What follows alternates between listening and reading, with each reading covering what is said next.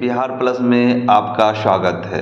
अभी मेरे YouTube channel के माध्यम से सर्वे 2024 पर प्रकाश डाला जाता है और विभिन्न तरह के जमीनों का सर्वे किस तरह होगा, उसकी दृष्टिकोण राजस्व एवं भूमि सुधार विभाग का क्या है, उसकी परिचर्चा करते हैं और उसकी जानकारी मेरे द्वारा दी जाती है। तो इसी क्रम में आज हम बात करेंगे बटाईदारी वाले जमीन का सर्वे किस तरह होगा।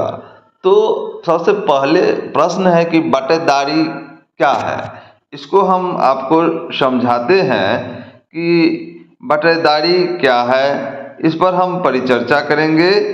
तो इसके लिए सबसे पहले आपको समझना होगा कि बटेदारी है क्या। बटेदारी कृषि की उस व्यवस्था को कहते हैं या कहा जाता है जिसमें जमीन का मालिक उस पर काम करने के लिए किसानों को अपनी जमीन प्रयोग के लिए दे देता है, जिसमें अधिकार दिया जाता है कि आप अपनी जमीन पर काम करें और उसका जो भी फसल हो तो उसका एक हिस्सा मुझे दे दे। इसी व्यवस्था को बटाईदारी कहा जाता है। तो बटाईदारी में ऐसा होता था कि मालिक के पास बहुत जमीन होते थे और धीरे धीरे वह मालिक मर गया, उनके वंशज मर गए, तो वह जब बटेदार उस पर हक अपना जमा लेता था। उस स्थिति में वह जमीन का सर्वे कैसे होगा, या मालिक गांव छोड़ के किसी दूसरे शहर में बस गया लेकिन बटेदारी व्यवस्था के तहत तो वो बटेदार उस पर अपना हक जमा कर काम कर रहे हैं। तो इस स्थिति में उस जमीन का क्या होगा। सर्वे 2024 में इसकी दृष्टिकोण डालते हैं कि बटाईदारी जमीन का सर्वे किस तरह होगा, इस पर हम परिचर्चा करते हैं। तो चलिए हम बताते हैं।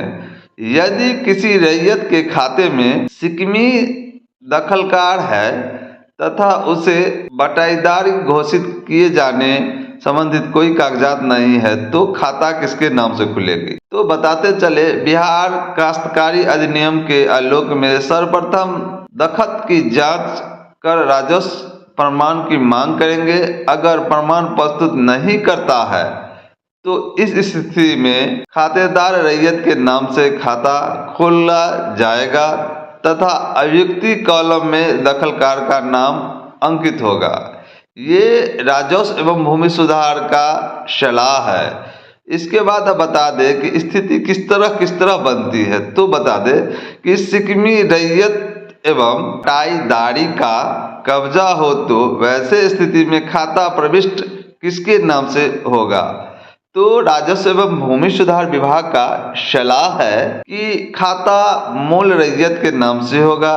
यदि बटाईदार सक्षम न्यायालय से विधिवत घोषित है तो कैफियत कलम में बटाईदार का नाम बटाईदार के रूप में होगा और बटाईदार का क्या हिस्सा देगा वह भी अंकित होगा। शिकमीदार रैयत का खाता खोलने की स्थिति में भूमि और सुधार विभाग का क्या दृष्टिकोण है। इस स्थिति में होता है क्या कि बीटी एक्ट की धारा 48D में कायमी हक प्राप्त करने की स्थिति में शिकमीदार के नाम से खाता खुलेगा।